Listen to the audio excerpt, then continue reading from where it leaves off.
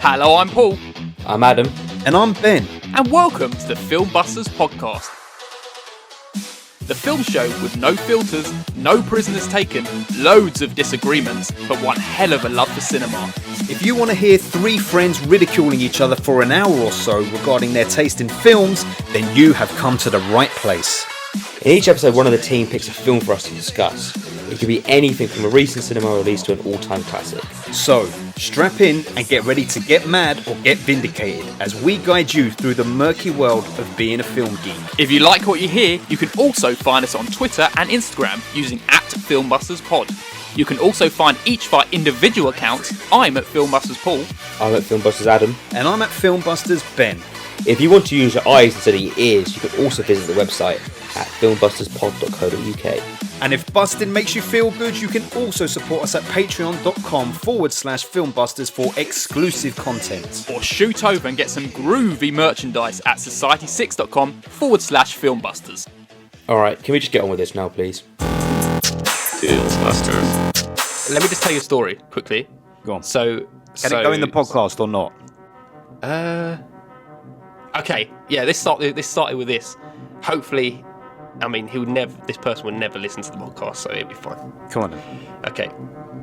So, everyone, I want you to tell me what you think about this story. So, Woody, he's 2.5 now, and he's starting to pick up words. You know, when you speak, he'll pick up words, and he'll be like, "How did he know that?" And it's because he's just picking up everything you say, right? So Zoe was out talking to one of our neighbours the other day, and saying about how he's learning so much now, picking up everything you say. And then, just as the conversation was ending, this man, one of our neighbours, turned around and said, "Don't say anything racist." Now, how do you feel about that? Well, I'll tell you this much. Knowing the area that you live in, that's like basically saying, that's like, we're all a little bit racist around here, but we won't say it. Yeah. That's what that is. Me and Zoe were like, why would I say something? Well, exactly. racist? That's the appropriate response in that situation. But yeah, the fact that he said that, he's almost like sounding you out. I know. And the thing is now, he's like, he's ruined it for himself, because all we see is that he's the racist man now, and he's got a skinhead. All the cliches. Basically, this is the kind of man who would stand in front of the mirror and say Candyman 5 times. Oh, I'd say so. An absolute lunatic. Well, I would say stay away from this racist neighbour. Right, everyone, welcome to the podcast. I hope you enjoyed that little intro there. Today, yes, we are doing Candyman from 2021. This is not the old version. This is the new version of Candyman 2021 by Nia DaCosta. Yes. By the way, first of all, I'm very sorry if I'm a bit fidgety. So? I went on holiday and my back hurts a bit, and it's sometimes uncomfortable to keep still. But everyone is now questioning, where did you go on holiday that made your back hurt? Yeah, and why fidgety? I fell down some stairs. Now everyone wants to know, why did you fall down some stairs? And you can't tell anyone why you didn't fall down some stairs. You're just going to say, I fell downstairs. I was drunk, yeah. It was at 3 o'clock in the morning, and I woke up to get the kebab from the door of our Airbnb because there was nothing open at 3 o'clock in the morning in Edinburgh on a Sunday evening. Well, I'm not surprised. Oh.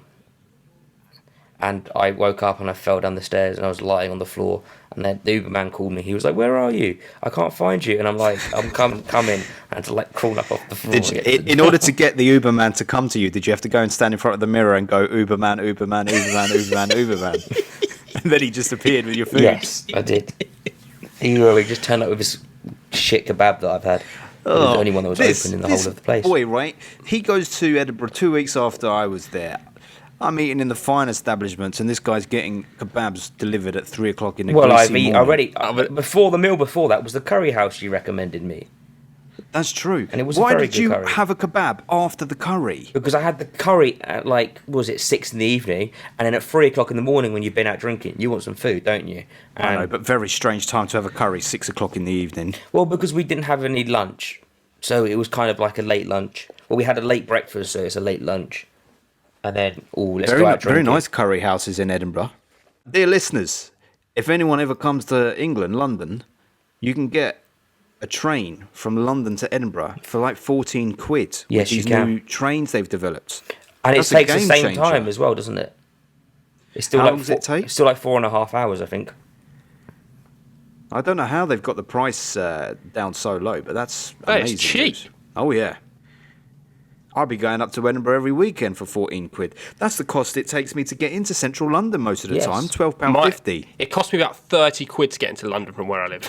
How on earth is that possible? I could go up north for cheaper. That's because you're further I mean, up that north makes than you are sense. London. Well, yeah. You already tell me I'm in Scotland, so, you know. You basically are. It's true. Anyway, also news, if Paul sounds different, it's because he's got some new teeth. I have got... Well, they're still my They're teeth. just new. I forgot about that. You a don't bit like actually he's got a sound cold different, so they, in some ways, they're anyway. working like normal. Well, no one's really noticed the work, so it's fine. I'm glad. I didn't want people to notice. And now That's you're just true. telling the world out. Well, you know? people like to know what's going on. You have I to like scrub let that people bit know, out of so the they're not edit. just, oh, what's going on over there? Why does Paul sound like he's got a cold? It's fine. or I'm he's got a lisp very now? happy with my teeth. Yes, and so you should I'm be. very They look happy very with my teeth. beautiful. Oh, thank you. He's got the Tom Cruise smile. You know what he's like? You've seen that episode of Friends when Ross gets the bleached white teeth? That's what Paul looks like now. That is not the first time someone's done a reference of me as Ross from Friends. Anyway, enough of my teeth talk. Shall we move on to the staple of every episode, which is Yes. the quiz? Yes. If you have Candyman not, quiz. The Candyman quiz. If you have not listened to an episode of Filmbusters before, we do a quiz every episode where I ask Adam and Ben 2 questions about the film we're doing today, which is Candyman from 2021. Yes. 2021. Yes. Originally 2019, maybe. I can't remember when it was originally meant to be released. Was it Really? 2019? Really? No, it would have No, been no, 2020. no. Probably It was 2020. COVID that shoved it back. Oh, in. Yeah, but I still think it's classed as a 2021 release Yes. because it never got released in 2020. Yeah, it's 2021. Yes. Yes. I will ask Adam and Ben 2 questions. If they get the questions right, they get points. If they get them wrong, I get the points. The scores are Ben on 24, Adam on 22, and me on 13. Adam, can you claw these points back? Yes. I feel like you might. Yes. I feel like he could. The thing is, Adam watched the film more recently than me. I watched it 2 weeks ago It's now. still been a week. I think this is very equal opportunity. You have a superior memory, though. I don't know about this. Let's see. Should we go for the first question? Yes. Yeah. Here we go. What is the breed of dog that was killed when Anthony was kidnapped as a baby? Oh, Rottweiler? Yes, Ben! Oh, wow. See, I wouldn't even connect that with this Candyman. I know, but I they can actually only see mentioned it in the this original. film, so I was like, it's very small, but you got to remember it. And I know that Adam has seen the original, so he should know as well. Oh, well. I remember it only because of the original. Yes. If I hadn't seen the original and had just watched this film, I would not have known that. Yeah. Well, these are all would very retain it. Candyman roundabouts related questions. Good. Are you ready for the second question and the Yes. final Yeah. question? What was the original 1995 sequel to the first film called? Farewell to the flesh. Yes, Ben. I mean, I was never in a million years going to get that. No, Adam was never getting that. I would be like, Candyman 2? I was thinking, Ben hasn't seen this film as well, so I was wondering if he actually knows research and actually knew what the films were called. Yeah, no, I feel like I've seen bits and pieces of that sequel, but not enough to warrant having said that I've actually seen it. Yeah. I just remember his daughter was in it or something. Well, there you go. Yeah. Farewell 20 to the Flesh, I always remember the cover. Yes. But you can't have the point because it's actually Candyman Farewell to the Flesh. Oh, yeah, yeah. Go on, give it to yourself just to keep it interesting. I don't mind. Nah. You're on 26, Ben. 26, Oh. Ben. 22, Adam. 13, me. Adam, you are pulling a typical Chelsea, sorry for the reference, Paul, typical Chelsea football Premier League season now, How? doing well for a fair bit and then just letting the foot off the fucking gas. No, we normally come strong towards the end. We normally fuck it up in like January. I and know, then but come you back. never win it. We, That's the we won it point. like 4 years ago. It's a very tough league compared to your Tin Pot Farmers League now. This is terrible talk. This is all. I hate the way that. Yes, I'm not even getting into this conversation. Only British fuckwits is like British fuckwits going. England's the best country in the world. England's the best country in the world. reference. Yeah. We're the best country in the world. Why? Because you live here. Yeah, and you've got no exposure to other. You only care so much about the Premier League because you've got a team that you watch every week in, week out, and you see telly about it week in, week out. If you were in Spain and you supported a Spanish team and discussions were about Spanish football week in, week out, and that was the coverage you would get, you would say that's a better league, right? That's just the way it would be. Quality-wise, it's Premiership still. I have no idea what you guys are talking about. Forget it. Forget this. We're moving on. He'll make me very cross if we continue this conversation, so let's move on. Before we go to the main event, let's just mention our wonderful Patreon channel. We also have a Patreon at www.patreon.com/filmbusters. We can get exclusive content, exclusive episodes. You can tell us films you want us to review. You can come on the podcast.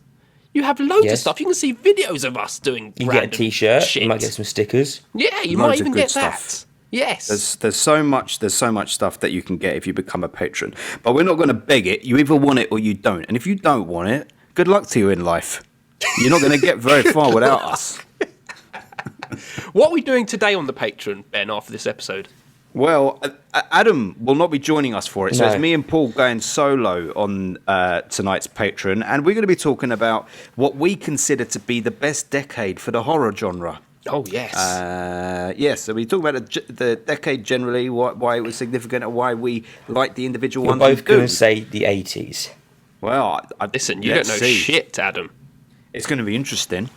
Will I'm Adam surprised. ever listen to the episode to find out if he was right? No. No. No, he won't. Adam, what was your favourite decade? Just drop it now. I'd say the 80s. All right, we'll leave it there. Adam, we just say the 80s. I'm just going to say it because I can remember like 3 films that came out that year. Yeah. Well, we'll be talking about that later. Wonderful. And you can become a patron Yes. like Jamie Russell. Yes, you can. And you have Nerd Alert from Texas. Oh, he is from Texas, Yeah, isn't he? and Julio from Texas. Oh, There they are. There's Julio Yeah. and Nerdvert on the horse. Both on their Yee-hawing in the horseback. background. Yeah. And you can finally become a patron just like Katie and Oti from the For Your Reference podcast. Oh, Yes, you yes. Yes. And listen, all of them are very fine people. We appreciate you lot. We're coming up on almost a year of bloody Patreon, and you've been supporting us. So thanks yes. to you lot. Yes. Wonderful It's stuff. not been a year yet, has it? No, almost a year. It was And started then, in like January, February. You know what we need to do, boys? We need to start making plans for our end of year special. Because yes, the we do. patrons have got a little involvement in that. They We don't do. know what yet, but Ooh. we got to make plans. Do you want a little involvement, listeners? Because you can become a patron and have a little involvement. That's right. If you sign up before the end of the year, you can get on the end of year show, whatever that looks like. When Katie and Oti do their, it's not end of year, it's their Splooshy Awards. Yep. They get real dolled up. They get dressed up. Yep. They go on camera. They get a bottle. They drink some wine. They literally buy a bottle. Or was yes. it champagne? Some champagne? Yes.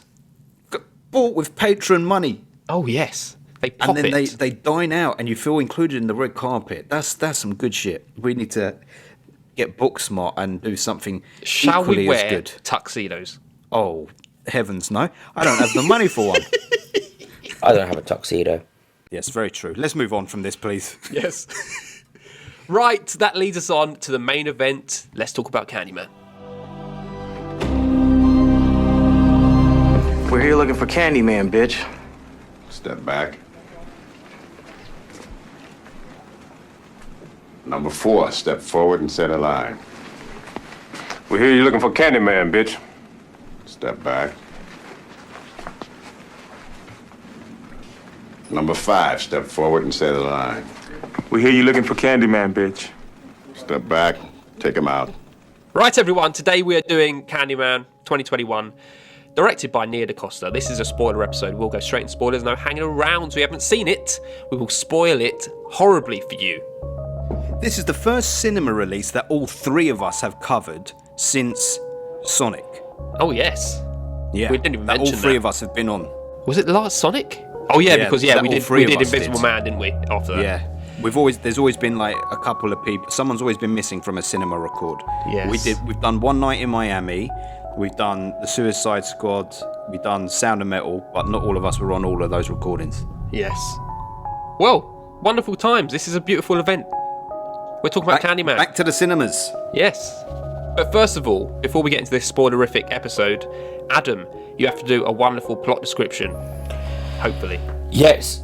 So this film is it's more of a, was it a reboot sequel kind of thing, isn't it? They It's call like it a the new Halloween. spiritual sequel. Yes. Okay, so like the new Halloween film, it's that same vein. It's kind of like rebooting it, but forgetting the sequels, maybe going from number 1 into number 2. Yeah, and it's set, was it 30 years after the first one? And it's about Candyman coming back to life and finding a new body to kill people with. Well, well, well. Looks like we're going to be taking you to school today. I love you, Adam. Adam got nothing to say about that. Adam's been very silent on us today, even in the WhatsApp chat. He's a lizard. He's left us on the blue tick silence all day. Yeah, I was buying gig tickets and you were being annoying, so I just ignored you. Very sorry. In 1984, Clive Barker wrote the short story The Forbidden for his Books of Blood anthology. I met Clive Barker many years ago. He was a very nice man. Very nice man. Nice. He was struggling massively. He was in so much pain. He was all like bent over it. He was Really? I can't remember. Yeah, and I thought he was like dying or something. He's still alive. But anyway, yes, he wrote the original story, and the tale focused on a young university graduate who decided to look into the strange urban legends surrounding a rundown council estate and the name Candyman, and she finally ends up face to face with him. 8 years later, British director Bernard Rose would transform Barker's story into the classic horror film Candyman, starring Tony Todd in the titular role and Virginia Madsen as his victim Helen. Following the success of that, there were a couple of sequels, but they failed to capitalise on the first film's success, as Paul will presumably tell you, because he's seen them both. But the legend of Candyman persisted, and rumours would frequently emerge of yet another film to come out. So in 2004, this is crazy, following the success of Freddy vs. Jason, it was touted that a similar film called Candyman vs. Leprechaun was Whoa, heading my for God. production. Yes. But Tony Todd went on the record and say there was absolutely no way he would be involved in something that did Candyman dirty like that. Yes. So it was scrapped, thankfully. But it later emerged that a new film was in production with Clive Barker's involvement again, and it was going to be set at an all-women's college during the winter, but that too never saw the light of day. So in 2018, where Jordan Peele took the reins, the fan base quite rightly went crazy. Tony Todd went on the record and said, I'd rather have him do it someone with intelligence who's going to be thoughtful and dig into the whole racial makeup of who the Candyman is and why he existed in the first place. Mm-hmm. But it was unknown at that point whether Tony Todd would be in the new Candyman film, particularly after Yahya Abdul-Mateen II was cast. But fans were rewarded because Abdul-Mateen was given the new role of Anthony McCoy, and Tony Todd was given the chance to don the cloak and the hook once again, albeit very, very briefly.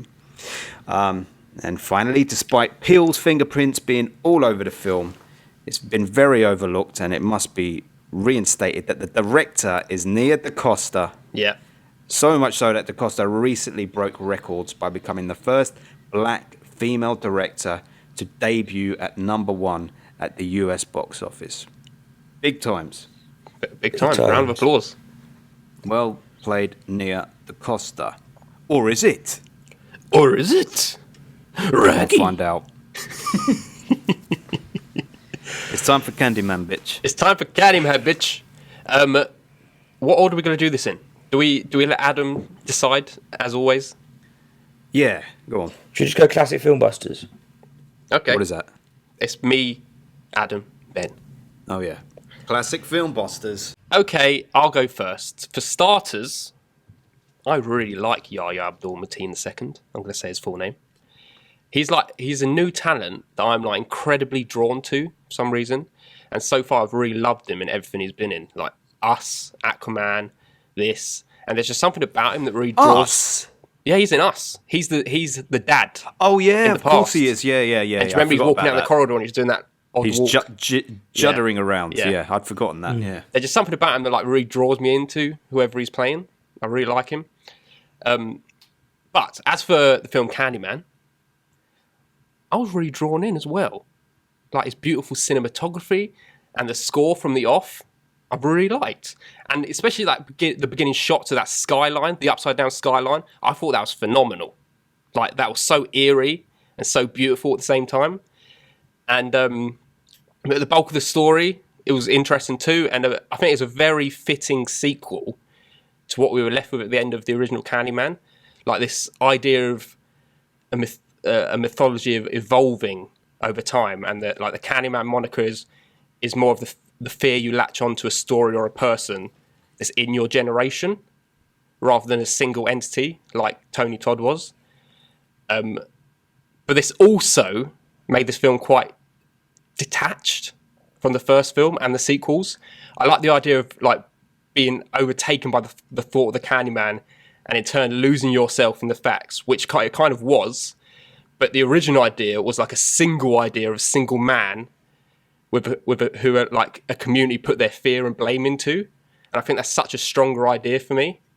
And like one man who's just like the culmination of all the oppression over the years, and the community who's literally afraid to look in the mirror, afraid of a black man, and in turn afraid of themselves, rather than being afraid of the people who put them there, the government and everyone in the first place. But this film, it only goes to elevate my love for the original, really, because by the end of it, I felt it all felt extremely messy and a little bit forced. And like with the end scene with the police gunning down, I assume they gunned him down anyway, because it was very confusing the way they did it. But gunning down the man they believed was their suspect, it just wasn't very well played, and it felt a little bit forced. And I also won't be manipulated by seeing the CGI version of Tony Todd at the end, because that wasn't enough for me. And this is not to say I didn't enjoy it. I did enjoy it, but I expected so much more from it, in a way. And just to put it there, the original Candyman sequel, Farewell to the Flesh, is a better sequel than this one. It's a 6 out of 10. Ooh. Harsh. I was not expecting you to say that about having not seen the original sequel. I wasn't expecting that. There you go.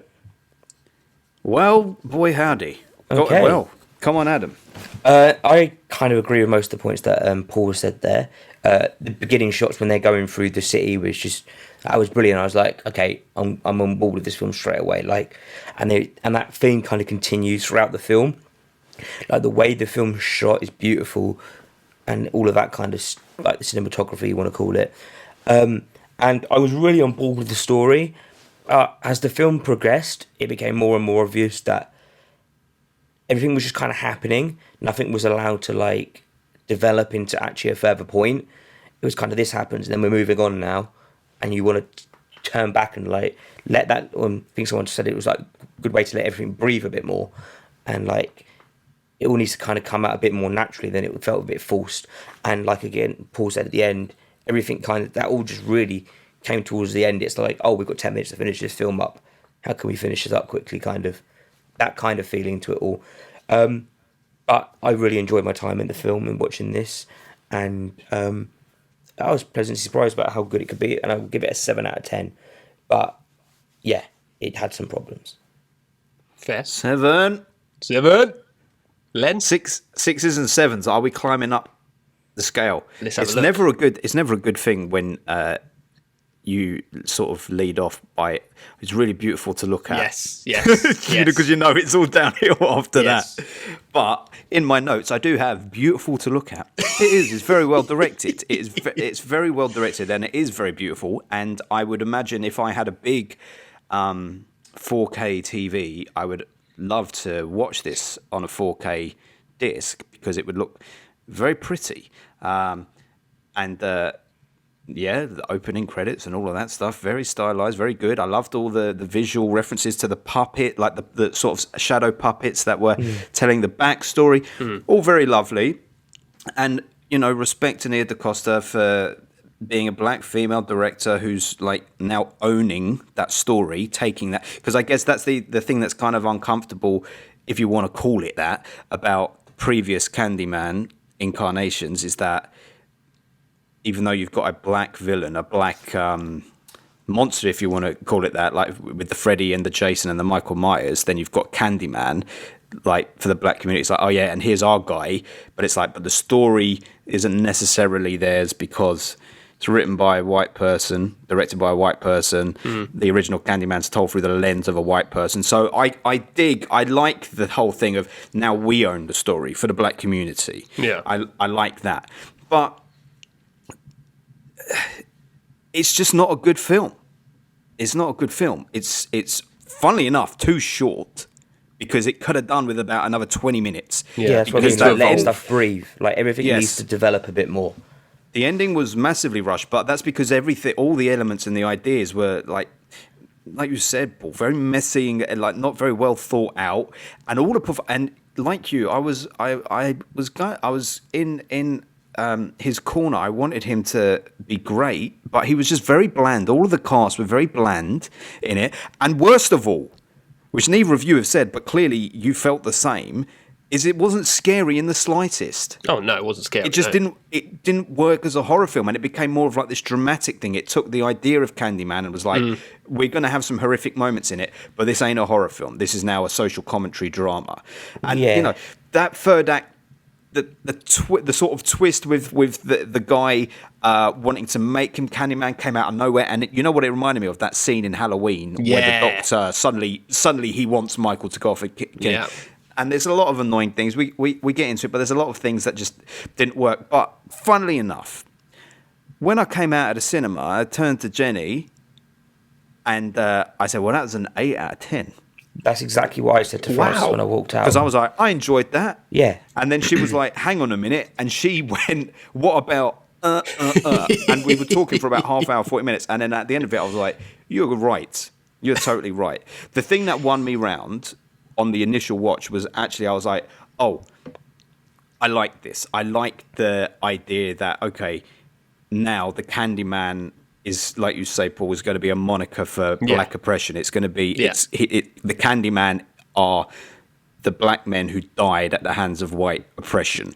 And rather than them be this symbol of fear for the black community, they've got to be this symbol of vengeance. So at the end, when Tony Todd's CGI says, tell everyone, that was really fucking powerful, I thought, that final moment. I was super excited to see Tony Todd anyway, CGI or not. That was the best moment of the film for me. Tell everyone and to end like that, great. That was good. So I was very carried away by that.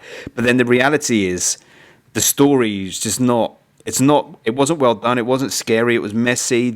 All the white characters must have been intentionally written to be annoying assholes. And it's not like I'm defensively going, oh, don't portray white people like that. But it's like, it's too obvious. It's too on the nose. So anyway, all that said, it's a 7 out of 10. 7 out of 10. I said the same thing. When I walked out, Ben, I thought it was an 8 out of 10. And I feel like it's because that film, it looks good on the surface. Yeah. And then once you really scratch the surface off, you're like, okay, maybe that wasn't as good.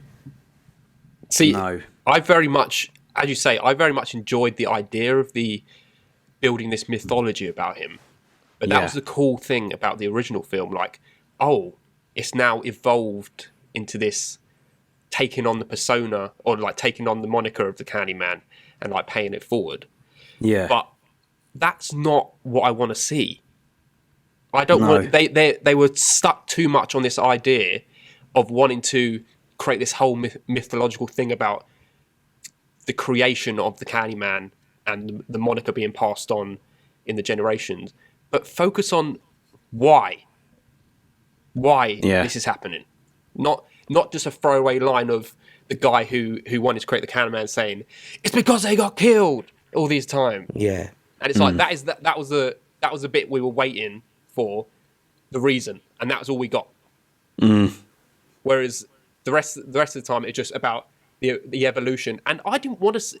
I thought it was quite cool, the beginning segment where you saw the guy who wanted to create the Candyman is a little boy, and he sees basically the Candyman that we have through the whole film. The Candyman for this time. film, I can't remember his name. No, I can't remember his name. Yeah.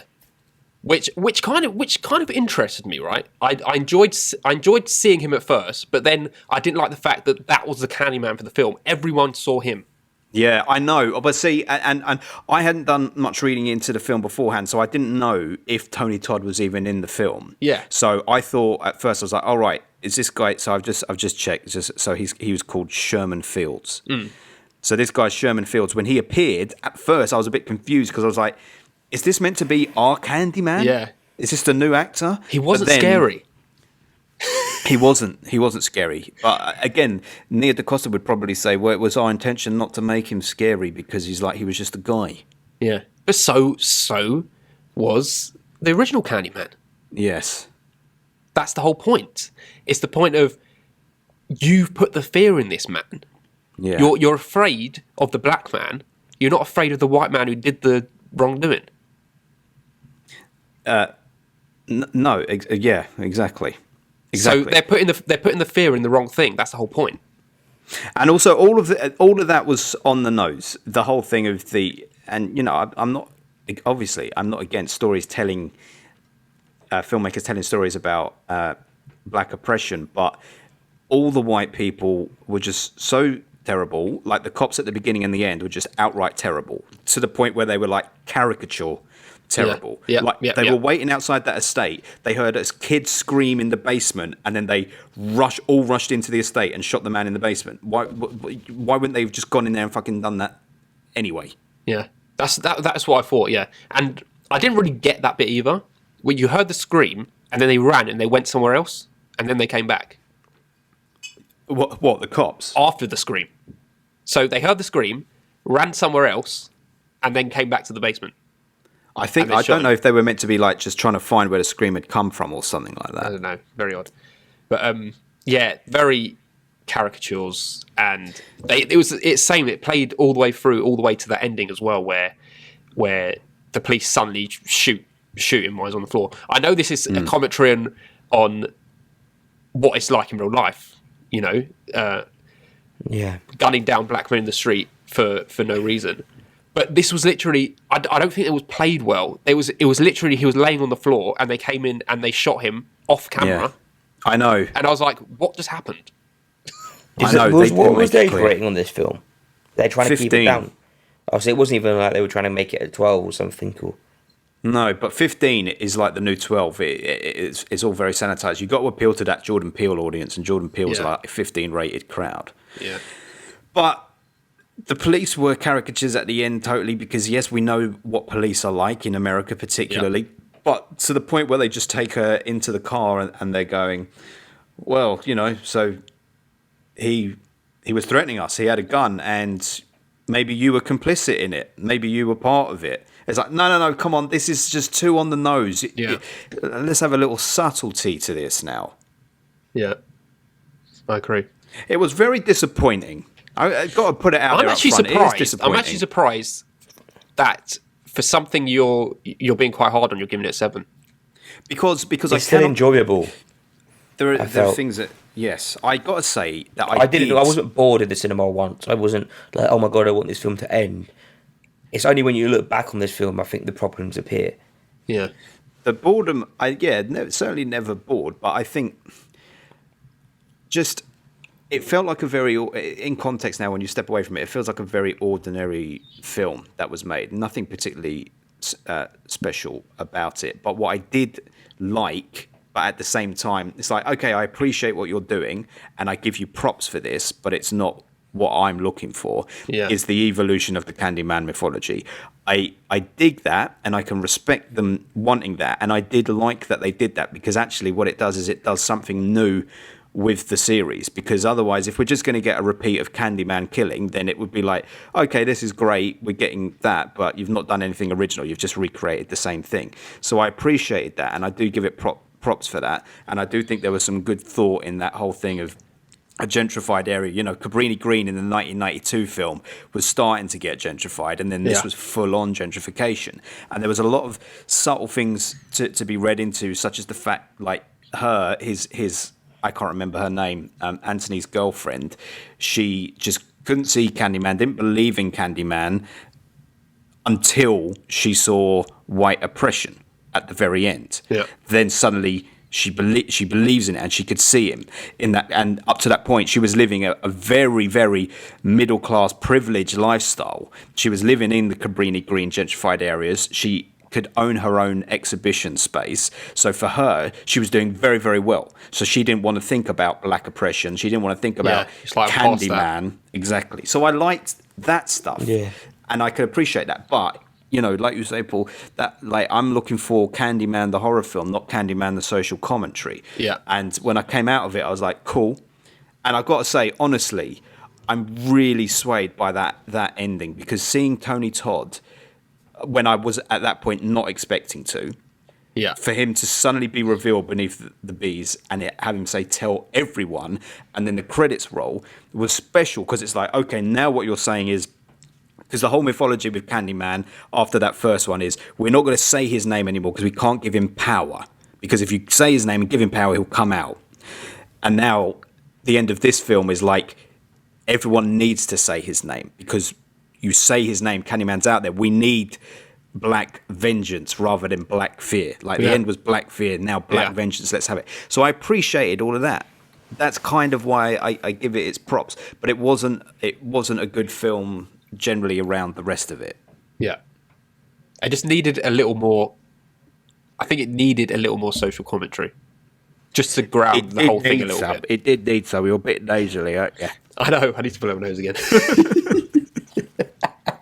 What do you boys think about this? I had a thought. I hope this isn't too controversial a topic to tackle, but I think let's do it anyway. Yeah. So, Candyman, written by Clive Barker, a white man. Directed by Bernard Rose, a white man. The story's told through Virginia Madsen's character's perspective, a white woman, right? So forget Virginia Madsen. Clive Barker, the writer of the story, and Bernard Rose, the director of the original film, white men. Yeah. So, they created that character. Had they not, Candyman wouldn't exist. So, there isn't necessarily this argument that it should never have been white people's story to tell, because it's like, well, Clive Barker created that character. What is he, never to create a black character? He created a black character and created a horror film around that character, not because he was black. That was part of the rich tapestry of the story.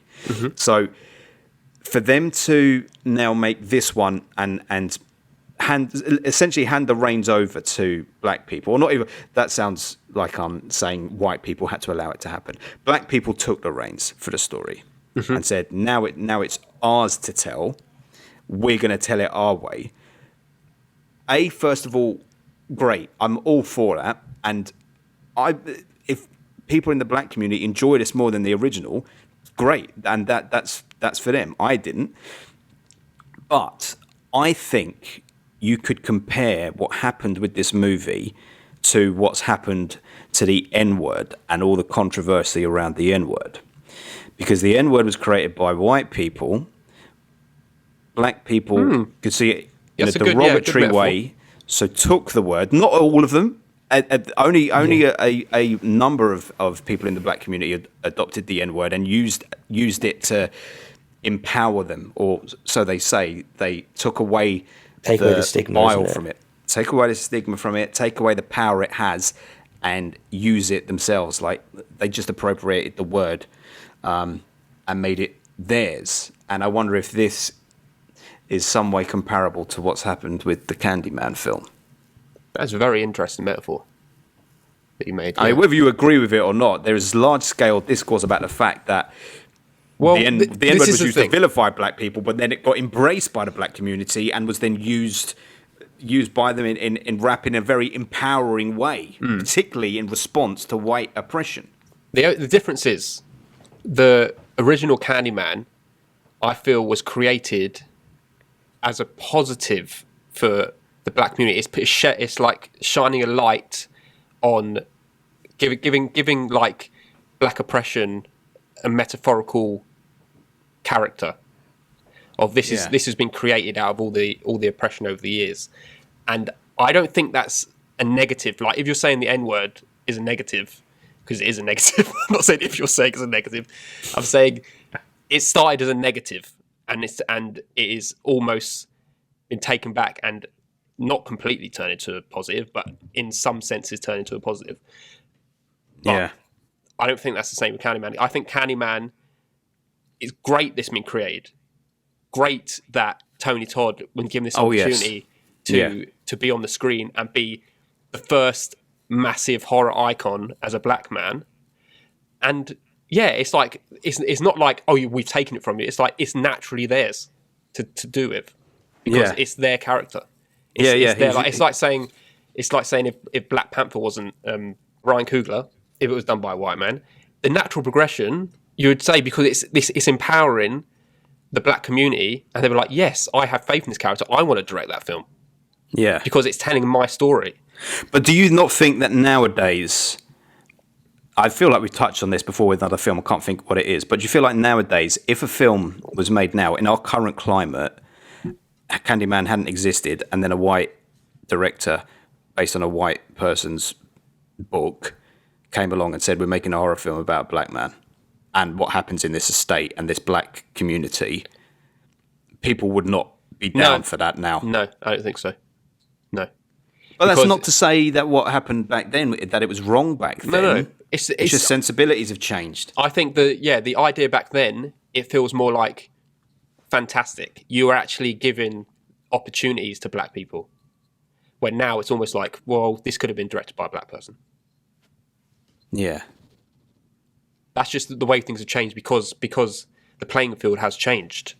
And now you don't have to, I mean, obviously you should uplift black people, but they don't need it. They can do it themselves. Where back then, it's like, it was probably incredibly hard. I mean, it's incredibly hard nowadays to even do it, but to have a horror icon like that be created, it's like, this is it. I'm making this happen because I want to tell this story. Yes. And I think that's great. And the good thing is, regardless of what this film does to the evolution of that character and what he represents, it doesn't at any point attempt to like retcon what happened in the original Candyman by going, oh yeah, that actually meant this or that meant that. It doesn't. It's like, yeah, that happened. And now this is what we're doing with him. Yeah. And I do think it does deserve a lot of credit for that, because it really did. It changes, it makes sure that Candyman remains a sympathetic figure, because even though he was a horrific figure in the first one, he was a sympathetic figure because you understood why he was the way he was and what happened. Yeah. Yeah. It's all. And Tony Todd is a fucking Don, man. Yeah. I was so Totally. hyped that he got the last lines of the film. See, that's it. Are they making another one? I hope not, but probably. I was very happy. I was happy to see him, and so was Zoe. Immediately, Zoe was like, "Yeah!" Like as soon as he came on screen, she was so happy, Yeah. and so was I. But I was like, "Don't do me like that, though," because I kind of wanted to see more of him. I did. Yeah. Yeah, it's like we're only going to give him this line, where the rest of the film we're just seeing another version of the Candyman. It's like I wanted the original. I think they could have almost done the change 3/4 of the way through the film. Yeah, they could And- have. Yeah, and I would have enjoyed that a little bit more because it's building. It's like this is the not the metaphorical. This is the how this moniker has been transferred to all these different people, but it's still. Was it not quite original obvious to Candyman. you that he was going to turn into Candyman?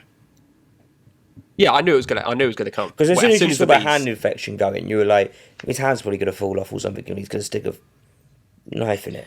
Yeah, but I never thought it was as literal as that, because they weren't going, oh, this is him turning into that Candyman. It's just that there are all these various Candymen. When he spoke to the guy in the I think he spoke to the guy in the what you call it? In the laundromat. Yeah. And he was talking about how these different people have taken on persona. That's when I caught, all right, you're obviously going to become one of them now. Yeah. Yeah, he's the newest version, basically, of the Candyman. How many Candymen do we know of? We know Robitaille was the first. Daniel Robitaille was the first. Yeah. And Then- then Well, there was who? Helen's class as a Candyman. Well, I guess. In some sort No, of way. she's not, because at the end of Candyman he says Helen 5 times and then she appears rather than Candyman. Yeah, I guess so. She's Helen. Never say Yeah. Helen. I love that Helen ending as well. Yeah. Anyway, forget that. Yeah. And then our man in this one Anthony is a McKay. Candyman. Yeah. Anthony Yeah. McKay, but also your man before that, the guy who played, what's he called? Sherman Fields, the guy who's handing out I'm sweets. sure there at was this like another stage. 3 portraits that he did. There's 4 in total that we see during the credits, I think. Have you included the guy at the beginning, the very first guy, the painter? Which, yeah, that's Daniel Robitaille. Okay, yeah, so sorry. he's the one from the original Candyman. He is that's Candyman, who he yeah. is. Yeah, Tony Todd. What, the guy from the 1800s who they beat up? Yeah, that's it. You've seen Candyman, haven't you? The original. Yeah, I didn't know he was a painter though. I can't remember that bit. Yes, he was a painter. He was painting. He was a son of a slave. He was the son of a slave that was owned by a very wealthy white family, Yeah. but he was very talented at painting. Yeah. And then he began painting this portrait of the and he got wealthy her pregnant, white guy's didn't he? daughter. Got her pregnant, and then they chopped his hand off and covered him in bees, and then he died. And that's why he tries to sacrifice the baby on the bonfire at Cabrini Green, because he believes that baby is owed to him. That's why he wants Helen and the baby, so that he can be reunited with all. Yeah. Yeah. And it also goes on to the fact that what the guy who wants to change Anthony into the Candyman, he says they don't like us for us, they like us for what we can do, and that's it. Yeah. A wonderful line. Yeah. I can't remember Very exactly how good he said line. it, but that's, yes. You're right, yeah. 100%. They like us for what we make, not Yeah, us. what That we like, can make, reminds me yeah. of like sportsmen all the time. It's like, It's just like One Night in Miami. Like when Yeah. he brings them on the porch, you can't come in my house though. I have a talk to you on the Yes. porch, but you're not coming in my house. Yeah, you're there to entertain me, but that's it. Yeah. Yeah. Lovely. Another thing that I really enjoyed, which is like a little breadcrumb, is seeing this new Candyman in the beginning scene with the little boy, and he's got the sweets with Yes. the razor blades in. We see these sweets with razor blades in the first film. Do we? I Yeah. can't remember that. Yeah. So there is, and that's never explained in the first film.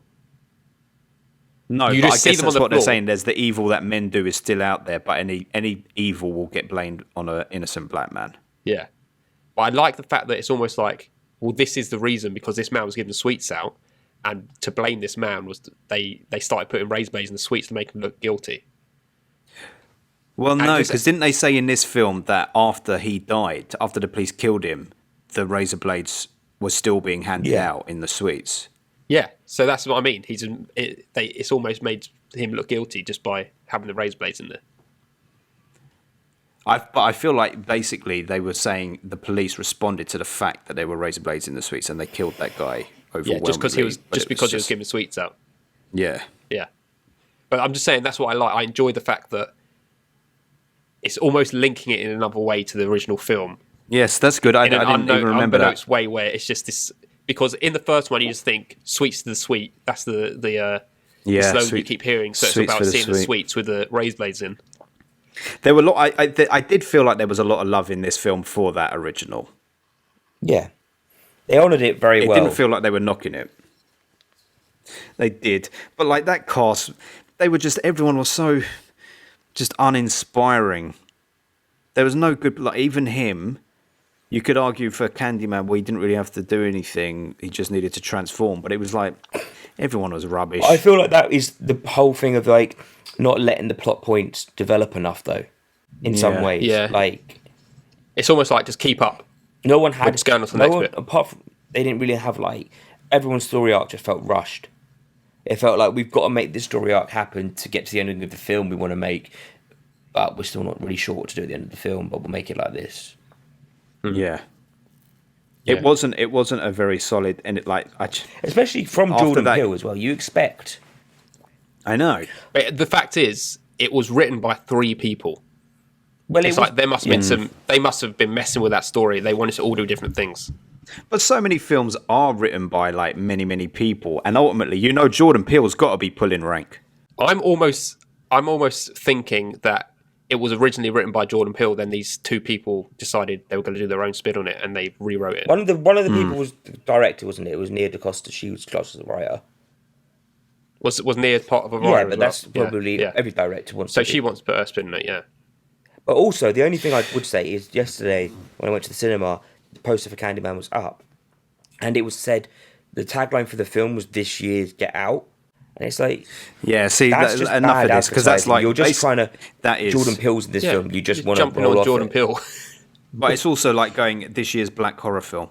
You get one a year. Here's this one. Yeah, 100%. It was like that's definitely if I wanted to go watch Get Out and I went to end up seeing this, you'd be pretty annoyed. They're not very similar films, really. Yes, there's probably what you got the social commentary, but they're done in completely different ways. There were some very annoying things that must be spoken about when we're talking about the white people. Those 2 white people who were killed in the gallery. Oh yes, I wanted to bring that up. Hate Annoying them. characters anyway, but Yeah. literally, considering that this was not meant to be a funny film, when Stupid. Candyman appears and he's trying to get away, he's going, must go faster, must go faster. It's like, this isn't Jurassic Park. Literally. Yeah. He was saying that. I'm like, come on now. And then, okay, the one bit of joke that maybe worked ever so slightly was like, who would say Candyman 5 times in a mirror? And then it cuts to the girl in high school. Okay, slightly humorous. But then the entire scene with the girls looking in the mirror, so painfully obvious and just outdated and just stupid, generic horror. But that's what I think people, that's what people want. They want to see a good people getting fucked up scene. Yeah, but... You know what else I didn't enjoy? I feel like this was jumping on the back of Invisible Man. Why did Candyman have to be invisible? When's that ever happened? Yeah, I thought you could only ever see him in the mirror, though. You can't. You can always see him. He never just I think appears it in was more mirrors. of a myth, wasn't it? He appears in physical and just kills And then you. kills, yeah. I wonder if it was meant to be because he had less power because he'd been forgotten about. No one was really saying his name. So in this, I mean, they didn't set it up this way. I'm just assuming. The more that he was researched into and heard about, that's why, halfway through or 3/4 of the way through, he can start to manifest in human form. I don't think he really did. Like, think of all the kills that happened. It was always... At the end, though. When after the Anthony was shootout. seeing them, so you're saying right at the end he was able to manifest himself? He manifested at that point. At the point when Anthony had essentially become Candyman, and then Tony Todd appears. Well, surely that was the point, though, because in the first film, she was doing the killings, so Anthony was doing the killings, right? Yes. So Candyman was really only appearing to Helen in the first film. What? Wasn't she? Right? No, Candyman was doing the killings in the first film. Helen didn't But kill Helen no was one. really killing them. No. No, she was getting pinned Really? for the killings, wasn't she? She was getting pinned for the killing. So this is what's interesting. In this film, when, Oh, see, I took a when different the way. gay brother comes and tells the story, he changes the narrative, as all urban legends change over time, to make it out like Helen had done the killings. She didn't do any of the killings. It was Oh, Candyman, and she was being framed for that by See, Candyman.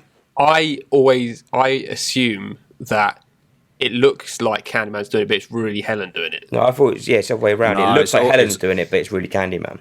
But obviously you blame Candyman because Candyman's possessing her kind of thing. No, it's Candyman doing all that shit. Okay. Well, that doesn't matter anyway. It was just something I thought. But I just didn't like he was just invisible. Didn't like it. No, I agree. And you're right. It's probably connecting onto that Invisible Man Yeah. type thing. I got to say, like, in this era of, like, Candyman and Halloween, and to a lesser extent Invisible Man, it's kind of a remake, but not really. What they're attempting to do with these, like, spiritual sequels or whatever you want to call them is more admirable than what they were doing 15 years ago when they brought back Friday the 13th, Nightmare on Elm Street, and all of that was just money grabbing Yeah, crap absolutely. teams. I feel like nothing, this time no substance to it. people expect more though from these films now. It's not even that. I feel like there's actually people with a passion behind them that are actually making them. Well, because people yeah, making these 100%. films now grew up watching those films. Yeah. That's right. That's it. You got it. That's it. And I feel like for lovers of Candyman, the original, you could watch this film and go, yeah, there's merit to it, but that's not my Candyman. Yeah. And for people who never really cared for Candyman or never watched Candyman, or people who never saw the original Candyman and then just watched this, you'd probably go, oh, that was fucking really good. I don't know how I would feel about this film if I'd never seen the original and just saw this. Yeah. Yeah. I don't know. That would probably help it, I guess. I don't know. Because you're expecting it to be something when you come in with the love of Candyman. Yeah. And kind of what you're expecting to see certain things. Where if you're coming in it not knowing anything, then Yeah. I mean, there was stuff I did enjoy, but it was just the fact that I think the fact was it wasn't the original Candyman. I think that's it. Yeah. Yeah. We I should have had expected more. Tony Todd. Yeah, yeah. Can I tell you one thing that Yeah. But I was actually laughing in the cinema because Zoe said something about something in the film, and it was when at the end where he's being turned into the Candyman. Zoe just leaned over to me and said, "Why does he look like a crumpet?" With all the holes in him. Because of all the I was holes. hysterical, and I couldn't see him anything other than a It crumpet. just looked like a beehive to me. I think that's obviously what it's meant to look like. and that's a isn't it? fear. That is a fear. It's a fear of holes. I can't remember. I think it's I remember you talking about this before. trachyophobia or something. Yeah, I remember And it's you the talking fear about of that. holes. And yeah, I have spoken about this before because I find it quite pleasing to the eye seeing holes. Is that what he was meant to be turning into, a hive? It was almost like that, yeah. Like No, I didn't even think about that, yeah. but that makes sense considering the swarm of bees is around his head at the end. Yeah. And hey, listen, here's the other thing. This is the difference between old school filmmakers, 1992 Candyman and 2021 Candyman. Tony Todd put a fucking mouth guard in and filled his mouth with real I know, bees man. to get Wow. that scene. Yeah. And here they're CGI in that shit. Yeah. Come on, Why man. Would you put real bees in your mouth though, Ben? Mate, I'm not an actor. If I was getting paid to do it and I wanted to go method, I'd go for it. They put a protective shield in his mouth and he did it. And it looked everyone good. in every sequel, in 1, 2, and 3, they all had real bees in them. Is that right? Yeah. Every single one. The thing Jenny Like said all the this. cast, not just Tony Todd. That's good. Yeah. Very good. Jenny said this thing, which is true. Like they give a very bad rep for bees at a time when we're meant to be looking after bees. In this film, they just make out this bee just comes along and stings him on his hand. That's not what happens. Wasps do that. Bees don't. Yeah, it's very true. Very true. Like they sting Candyman decades ago because they covered him in honey and all that. Can also- not one single. Can also just say that I don't think people would look fondly on this film if they did use real bees. I mean, like, we need to look after the bees right now. Do use them Yeah, you don't have to kill them in still. someone's mouth. Yes. They probably have to kill some though by accident in the process, isn't it? They have to by accident. I just mean, if you're Yeah. using real Yeah, bees yeah, and if you're you're like using real putting bees. lids on things and stuff, Yes, it it's always gonna looks like they're happen. going to get crushed. They've got better things to do than go into Tony Todd's mouth at the moment. Yes. All the things that I like about this film pretty much were either that final scene with Tony Todd or I liked what it was saying socially, but it just doesn't work as a Candyman film. It doesn't work as a horror film.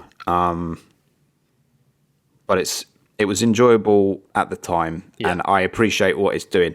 I was listening to the home video. Brent from Home Video Hustle did a one-off bonus episode, just him talking about it. Oh, yeah. And he, for those who don't know, is a black guy. And really, in a way, you could say, well, his opinion, everyone's opinion matters equally, I guess. But actually, as a black guy who's our age, who also enjoyed the original Candyman, it's particularly interesting to hear his take on it. And he really enjoyed it, and he really dug it. And he's not discounting, he's not saying anything like, oh, Candyman was shit or anything like that. But he's really appreciating it as a black man. He was talking about how the fact that it deals with like gentrification and black trauma and all that stuff is like, yes, you could view it as preachy or whatever, but this is a reality, and reality needs to be seen in fiction. And if that's the only way that eyes can be opened, Yeah. so be it. Definitely. So I appreciate that. So this is why I give it its credit, because it's like, it's a good film. I appreciate it doing that. It doesn't work for me on a personal level for what I'm But looking it was for still in a horror enjoyable film. at the end of the day, and that's kind of the key thing. Yes, it was. Yeah. was. I agree. I did enjoy it in parts. I just came out disappointed. Like, if I was going to say how this film was, I'd say it was fine. Yeah. Yeah. It's fine. I wouldn't tell It nobody was not fun. to go watch it, but I'd be like, yeah. I could see people. This is the thing. I can also see people enjoying this film. I wouldn't be surprised if they enjoyed it as well. I feel that, unfortunately, I always have a little grumpy rant about like film Twitter, but it's true. I feel like a lot of people automatically go, "Oh, amazing! Give this 9, 10 out of 10," just because it's a bit woke.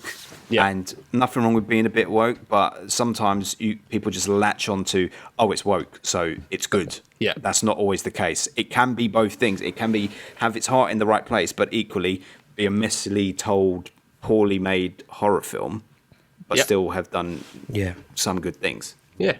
And that's what it was. Yeah. If you had to rank this alongside Halloween and Invisible Man, where would it go? Bottom for you, Paul. Are you obviously, talking with about the Yeah, the 3 new ones? the new ones? It'll Yeah, go bottom Yeah. for me as well. yeah, it's bottom for me, but it's hard. I got to say, I feel like I'm more critical about this than I was with Invisible Man, but it did have things that was good. But I mean, we all Anyway. gave Invisible Man a high score, so and Halloween. yeah. So yes, just suppose. just to wrap it up, I just want to tell you why I think the original sequel's better. Oh yeah, that's what I was going to say. Yeah, So- don't spoil it actually, because if I it won't, is, I I will won't watch spoil it. I won't spoil it. So, as you said, yeah, it is about. It's not the daughter. It's the great granddaughter. Because obviously Oh, that's right, very in very modern many day. years Yeah, of course. removed, and it's her just. I don't know how much to spoil actually. Yeah, don't spoil. Just speak very loosely. She basically goes back to like her family home, to her plantation where her family used to live, and discovering the history of her great grandfather. And there's interesting. even like flashbacks of the actual thing happening to him, and it also adds a little color of why he's called Candyman, and why the whole thing with the mirror. And it's a little bit more whitewashed in a way, Yeah. but it's not as good as the first one, of course. I guess that's the thing. Like, we're three white guys again. We've been in a situation where we've talked about things that aren't necessarily for three white guys. So our opinion is like lower down the thing. But I guess there is a lot of power in just being able to tell your own stories. And if it means for some white guys that they actually don't think it's as good as it could have been, so be it. Yeah. I would like to know what Clive Barker thinks of it as the original author of the piece. Definitely. I would like for him to go, actually, this is a really cool evolution of my idea. I really dig it. Or if he I would think go, he'd probably say that, but at the same time, he'd be like, it's not a horror film, though, is it? I like Clive Barker's things like Hellraiser, and that is all about chains and hooks and stuff. That's clearly his thing, like bondage. Yeah, bondage bondage. in horror. That is how he. Anyway, shall we see what other people said? Or Wait, do let we me have anything? just say, and the third one is no good. It basically takes everything. It's like taking the idea of Candyman just as a villain and putting it into a generic slasher film. So it's no good. the Yeah, third I'm one. sure. No good, and it's also very caricatured policeman in that film as well. They try to go the route of racial inequality that way with bent cops just being horrible to black people and Mexicans in that film. Yeah. No good. But yes, let's move on to what people have to say about this film. Right, the first one is from Joshua Drake, and he says, it was really good. Very great sequel to the original Candyman with great social commentary and amazing direction by Nia DaCosta. Also, great acting from the cast, including Mateen II and Paris. Has a few issues, but I was very impressed. Well, that's someone who did enjoy it. Yeah. And I'm not surprised. Like, everything there, it's like, yeah, I can see why you like everything it. apart from saying great acting, because it was just purely bland. Yeah. I mean, I still like I think it is more of a Yaya. storytelling. I really do like Yaya for some reason. I'm Yeah, really but it's drawn fine to him. like him and know that he wasn't anything Yeah, special. he wasn't really anything special in that film. Yeah, I can agree with that. We must be careful not to overhype Yaya, because I think he has skills, but what are we basing that on? What else has he been in that he was particularly good in? Watchmen? Yes. Oh yes, Watchmen. Yeah, Oh that's yes, what I that's know what him I've from. really got over. That's where I got the most exposure from him. Yeah, he was great in that. Yeah, he's very good in Watchmen. Yeah. But what else? Because we can't really say us, because he Watchmen, was in that for a few minutes. Us, Aquaman. He's the bad guy in Aquaman. Aquaman, come on now. He's still in it. Well, he won't be in it for much longer. He is actually going to be in the sequel. He's one of the biggest bad guys for Aquaman. Next up we got one of our patrons. We've got Nerdjavert from Texas. He says he says the editing, cinematography, and the score are top notch. However, the writing is a bit of a mess, and nothing gets a proper chance to breathe. This is one that was good with potential to be great. Still, overall, an enjoyable experience. 7 out of 10. I mean, I couldn't agree more. Yeah. Yes, correct, Yeah. Amundo. Correct, Nerdavert from Texas. Yes.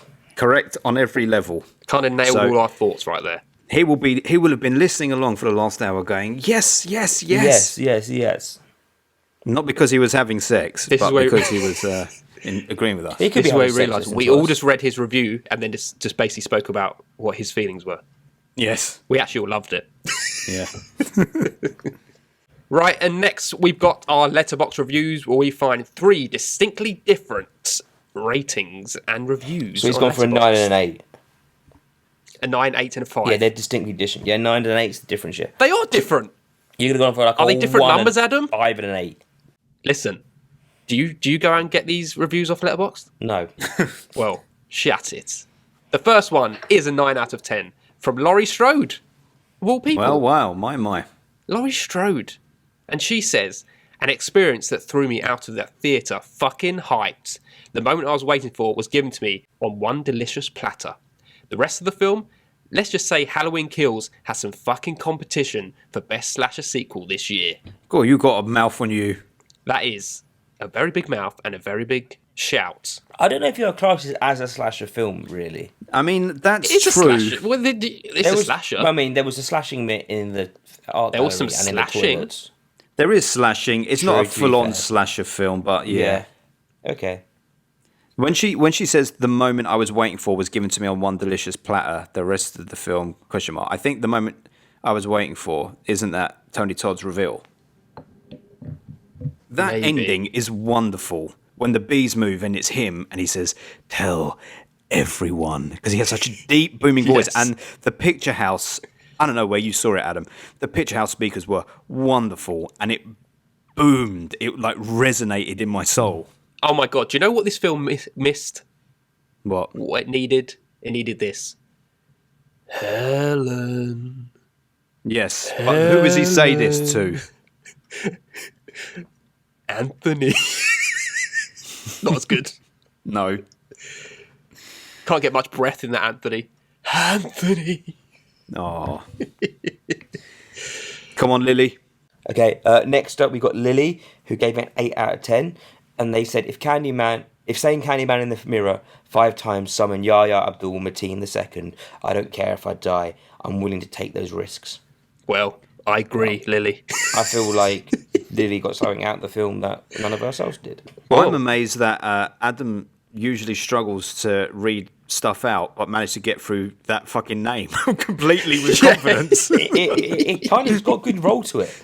Yahya Abdul Mateen II, it does. It just Yahya rolls, it Abdul just Mateen flows. II. Hell yeah. Yam 2, to those who know. Yam 2. I've no idea what you're even saying, Ben. His initials are YAM. Oh, okay. So you could shorten his name to a Yam 2. And the last one here is Matt Neglia, who gave it a 5 out of 10. Low scorer, low baller. He says Candyman was a mixed bag of sweets and sours for me. I like that. Enjoyed Nia DaCosta's haunting atmosphere, striking camera work, the dark score, and powerfully disturbing themes, but the economically rushed storytelling resulted in dull characters, a disjointed narrative, and a messy examination of its many ideas. Bang on the money, that one. Bang on the money. But not with the score. I'd Not with give the it score. A little bit harsh on the score. Yeah. The powerfully disturbing themes, the haunting atmosphere. I don't know, haunting not in a traditional horror way, I wouldn't say. But yes, thanks. That was very all good. for Yeah. letting us take your words and repeat them on our podcast. Wonderful people. Right, shall we place this film? Oh shit, I forgot. You always forget. All right, everyone, we took a little break out there to average our scores up. It came to 7.7. And so we got a bunch of films on there from bottom to top. We got Melancholia. We said it's better than that. And then we got Sorcerer. And no, it was not better than Sorcerer for us. So Candyman sits in middle of the table rankings. Sorcerer above it, Melancholia below. And Jaws 2 only slightly below it. I can't believe Mission Impossible Fallout's so low. Around the same place as Candyman. That's insane. That's your Well, fault, there's Adam. lots of delicious films that are in that mid ranking area, but that's our muddy area, man. Yeah, There's true. all sorts of films that are peculiar to be in that area. Very true. So no breaking our top 10, Candyman. Jordan Peele, you didn't quite do it this time with your writing. You tricked us before, you won't trick us again. You know. Right, yes, that moves us on to what our patrons have to say, the films they've been watching, or the TV shows they've been watching, and the stuff they want us to watch, or just to avoid completely. We only have one this time, from Katie and Oti, and they say, we've been watching Q-Force. The best way to describe it is, give me Archer, but make it gay. Lots of spy-filled character-building adventures with solid one-liners. The better offering of recent adult animated shows. Strong recommend, pals. Well, I think it's on Netflix. I've seen it. Yes, I've when seen you've pictures. been scrolling around. Have you seen Archer? Yeah, Yeah. I watched Archer. Yeah, Is I it quite worth enjoy it? Archer. Uh, It's good up until like the last 3 or 4 seasons, and then it kind of just seems to lose its way a bit. basically, it's kind of like it's a very clever show, and you can't, it's not a throw-on cartoon. But Right. it kind of feels like it should be a throw-on cartoon. at the It same feels time. like it should be, but like me and Jenny used to watch it while eating dinner because like we would throw on just passable stuff when we're eating dinner if we're in front of the telly. Yeah. But that you can't do because there's too much subtlety throughout. The weirdest thing about Archer is as well now is that Francis has started watching Bob's Burgers, and the guy Yeah, who it's the plays same guy. Archer plays the Same main guy. voice. I know, and and like their characters is just like one of them's like this Mexican guy. I think he's Mexican in Bob's Burgers, isn't he? Yeah. And he like You just this had to fat check guy, that though, didn't you? yeah, playing. I don't watch the show. I just know it in passing, and I just cannot like get my head around it. It's I like know. such a distinctive voice. We stopped watching Bob's Burgers because it just wasn't funny. I haven't really watched it enough to There were comment. too many annoying characters in Bob's Burgers. I always see it on TV, I turn it off. But Archer's clever. It's like it's spy thing. It's like they're like a Is it an ongoing storyline? Yeah, but they Not- kind of yeah, but wrapped not in massively. series. each Okay. season's self-contained as a story. Right. And then there Right. might be an overlap a little bit, but Okay. it is a lot better in the beginning than it is at the end. But it's got some very clever comedy in it as well. Maybe I'll dip my toe. Dip your toe. I would say we're on season 6. I would say the first couple of seasons were really bang on the money. Yeah. And then sorry, Katie and Oti, we just turned this into the Archer conversation rather than I the think she likes recommendation. Archer, so she'll accept We it. have more Yeah, reference she likes for it. Archer. She loves a But- reference for something else, so this is a Exactly. reference for There Q-Force. is what you'll notice is like halfway through it, Fox started to really get involved with it. I think they realised it was kind of like doing well, and I feel like they started putting their branding all over it, and that's when it started to change a little bit. The problem was for me that it dropped season 5 because in season 5 something happens and it kind of changes The the dynamic. theme. Yeah, changes the dynamic of the show and makes it kind of something else. And I watched them all now, but I was struggling with the last couple. What's there, 12 in total now? well, haven't I watched mean, the it's last crazy. series, Things just run on for too long. Things need to know when to end, man. Because I watched the last there- 2 actually now. I wish that things end, even good things.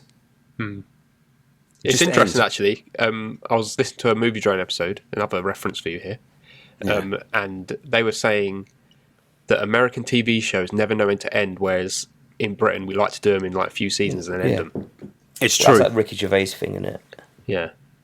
Well, it's that. I'm Fawlty not trying to Towers say thing. that we're better than Americans, but The thing is, with America, the reason that they go on for ages and have such long seasons is because they have more money in their industry. Yeah, So they yeah. make shitloads more and they can afford to keep doing it. Over here, when you've got things like BBC doing productions, it has to be a really big hit in order to justify the money to keep getting pumped into it. yeah, definitely. What's the one show that you could say comedy that ended when it needed to? American. American Yeah. I would say Frasier. comedy. I would have said Arrested Development, but then they brought it back No, again. they should have ended it season 3, then yes, but then they came when they- back and fucked it for themselves. Yeah. Always Sunny, for example, it's still funny, but we didn't need this last couple of seasons, I would say. I feel like That it's should have getting to the done. point now where like Danny DeVito just wants to see out his career a bit, and they also want to be the longest running live action, don't they? So Well, it's fine if that's what they're going for, but they have compromised a little on the funnies. yeah, but they kind of the show's changed in general now. It's a bit more of a social commentary in places, but you don't want that. You still kind of want it to be funny. You watch it to Yeah. be funny. You don't like there was a good stage when there was a lot of they intertwined it very well, Yes. but now they don't. And we just made a Patreon episode out of Kate There we Innes. go. There we go. That's a Patreon episode for You the get a future. little free trial. Anyway, if you don't like Archer, you can obviously check out Q Force or whatever it was called, Yes, Q Force. which I guess is Queer Force. I assume Is it so. Q as in like the letter Q, or as in like standing in a queue? Q. Or like Q a is in the snooker letter queue. Q. As a snooker queue. It must be Queer Force if she's Yeah, saying I'd say Archer so. but gay. It's like P Valley. Pussy Valley, baby. Wonderful. Every time they talk about Pussy Valley, I feel like they're taunting me. I'm going to watch it. I'm going to watch it and come with like a glowing review. You should. Yeah. Back up your statements. Oh, yes. Wonderful. Thank you, Kate and OT, for your recommendation there. Thanks. Right, that's the end of the show. I guess we just have one more thing to do, and that's say what we're going to be doing next episode. But we're not actually going to say, because you need to keep a close ear to the ground of the For Your Reconsideration podcast, because yeah. we've got a new feature called the Proton Pick,